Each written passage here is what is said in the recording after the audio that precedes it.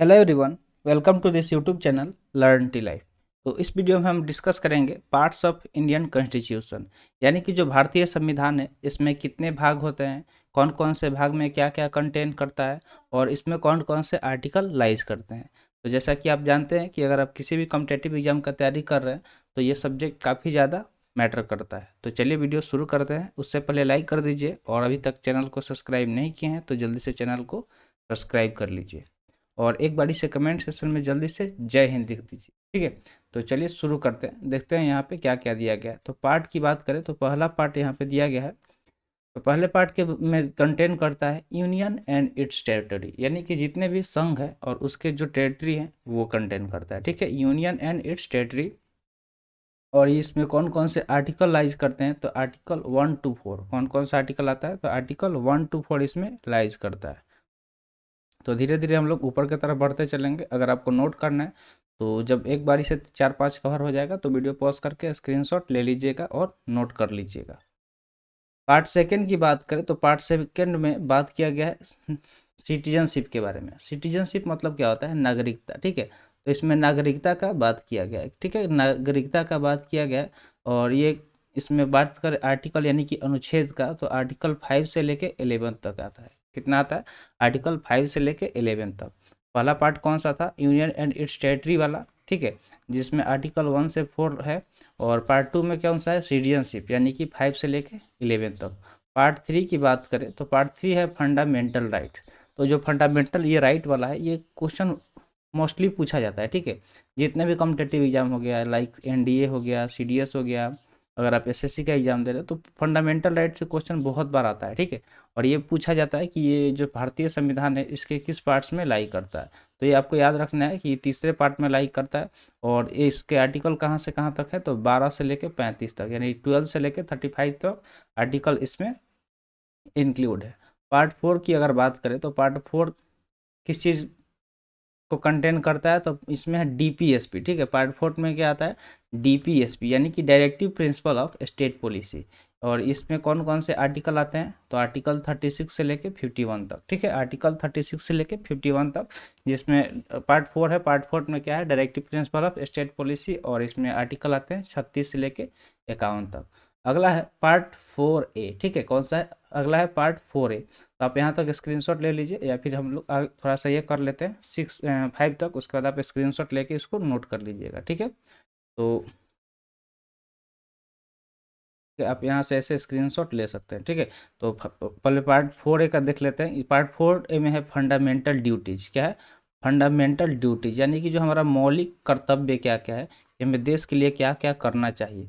और ये आर्टिकल में बात करें तो इसको किस आर्टिकल में बात किया गया है तो आर्टिकल 51A में, जिसमें बताया गया कि फंडामेंटल ड्यूटीज क्या क्या होता है। और कितने फंडामेंटल ड्यूटीज है आपको पता है तो कमेंट सेक्शन में ज़रूर बताइए। ठीक है, नेक्स्ट अगर बात करें तो नेक्स्ट है पार्ट 5। क्या है, पार्ट 5 की बात करें तो पार्ट 5 में डिस्कस किया गया है किस चीज़ के बारे में, द यूनियन के बारे में। ठीक है, यानी कि जो संघ होता है, तो यूनियन मतलब क्या होता है, संघ। अगर इसका हम आर्टिकल का बात करें, अनुच्छेद, तो अनुच्छेद 52 से लेके 151 इसमें आता है। कितना से कितना तक तो 52 से लेके 151 तक किसमें, पार्ट 5 में आता है। तो आप यहाँ तक का स्क्रीनशॉट ले लीजिए, फिर आगे हम लोग देखते हैं। ठीक है, अगला क्या है, पार्ट 6। क्या है, पार्ट 6। अगर पार्ट 6 की हम लोग बात करें तो पार्ट 6 में क्या लाइज करता है, ये कंटेन करता है स्टेट्स। ठीक है, किसके बारे में, स्टेट्स के बारे में, जो राज्य हैं उसके बारे में। और इसमें आते हैं आर्टिकल 152 से लेके 237, यानी कि जो स्टेट है वो किस किस आर्टिकल में आता है तो 152 से लेके 237 तक आर्टिकल में बस स्टेट्स के बारे में बात किया गया है। चलिए आगे चलते हैं, आगे देखते हैं क्या क्या दिया गया है। तो आगे यहाँ पे हम अगर बात करें तो अगला पार्ट क्या दिया गया है, पार्ट 7। ठीक है, पार्ट 6 तक हम लोग डिस्कस कर लिए हैं।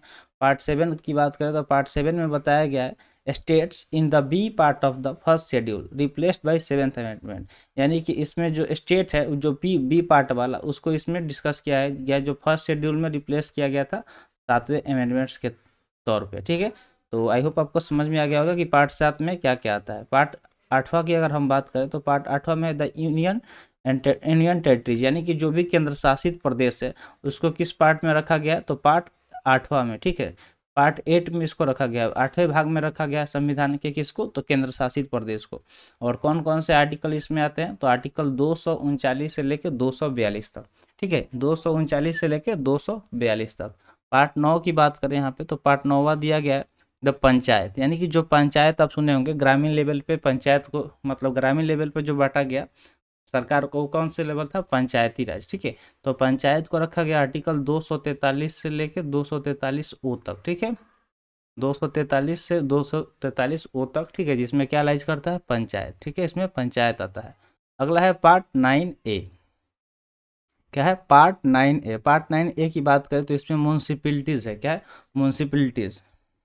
म्यूनसिपैलिटीज की बात करें तो ये कौन कौन से अनुच्छेद में आता है, तो 243 पी से लेके 243 जेड जी, ठीक है, 243 जेड डी, ठीक है। म्यूनसिपैलिटीज मतलब क्या होता है, क्या आप जानते हैं म्यूनसिपैलिटीज मतलब क्या होता है, यानी कि जो देखिए आप जाते होंगे तो जो थोड़ा सा डेवलप्ड एरिया है, ग्रामीण लेवल पे ही देखें अगर, तो जो डेवलप थोड़ा सा है उसको म्यूनसिपैलिटीज़ में डिवाइड कर दिया गया, किस में डिवाइड कर दिया गया, म्यूनसिपैलिटीज़ में, ठीक है। तो म्यूनसिपैलिटीज़ किस में लाइज करता है, पार्ट 9A में, ठीक है।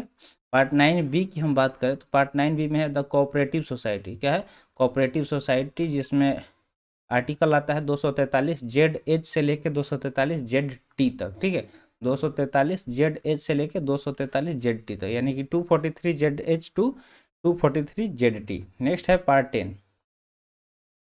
अगर पार्ट 10 की हम लोग बात करें तो पार्ट 10 में क्या दिया गया है, तो पार्ट 10 में दिया गया है the schedules and tribal area. Part 10 में क्या दिया गया है, जो शेड्यूल है और उसका ट्राइबल एरिया है वो यहाँ पे दिया गया है, ठीक है। जो शेड्यूल एरिया है, शेड्यूल एंड ट्राइबल एरिया है, उसको पार्ट 9 में रखा गया है, पार्ट 10 में रखा गया, ठीक है। कौन सा पार्ट है, ये पार्ट 10 है।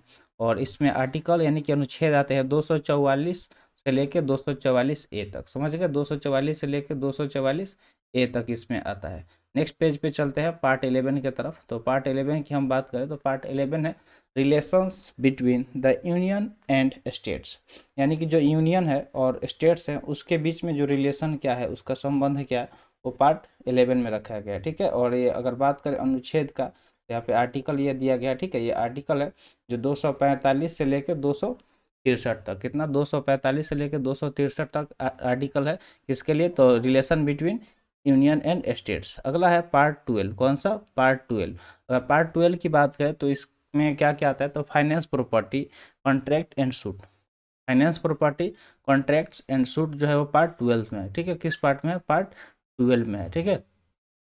और इसके लिए अनुच्छेद की बात करें तो 264 टू लेके 300A, यानी कि 264 टू लेके से लेके 300A तक इसमें आर्टिकल आते हैं, किसमें, पार्ट 12 में।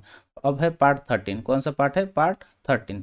तो इसमें बात किया गया trade and commerce with in the territory of India, यानी कि जो व्यापार वगैरह होता है किसी एक खास टेरिटरी में, भारत के अंदर जो भी टेरिटरी है, जो भी एरिया है, वहाँ पे जो ट्रेड व्यापार वगैरह होता है उसको पार्ट 13 यानी कि 13वें भाग में रखा गया है भारतीय संविधान के।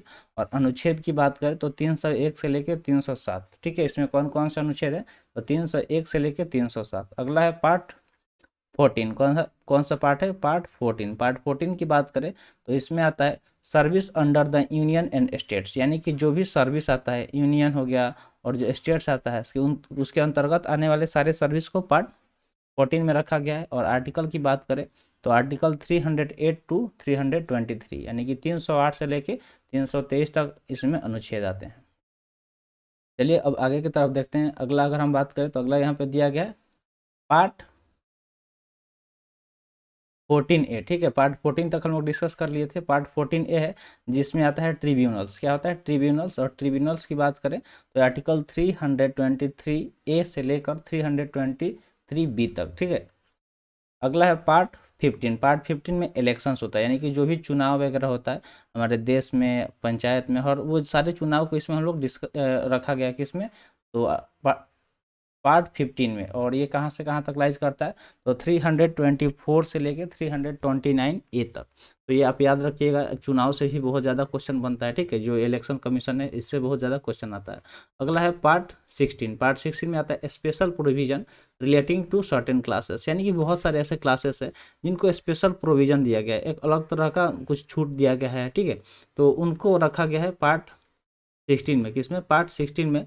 और वो है 330 टू 42 यानी कि 330 से लेकर 342 तक आर्टिकल इसमें आते हैं। अगला है पार्ट 17। पार्ट 17 में भाषा के बारे में डिस्कस किया गया है। किसके बारे में?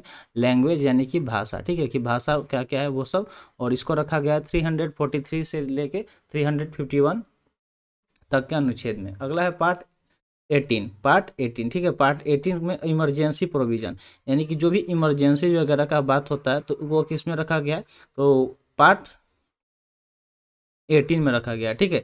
जैसे इमरजेंसी वगैरह आता है तो 352 से लेके 360 तक के बीच में, यानी कि इसमें कौन कौन सा अनुच्छेद है?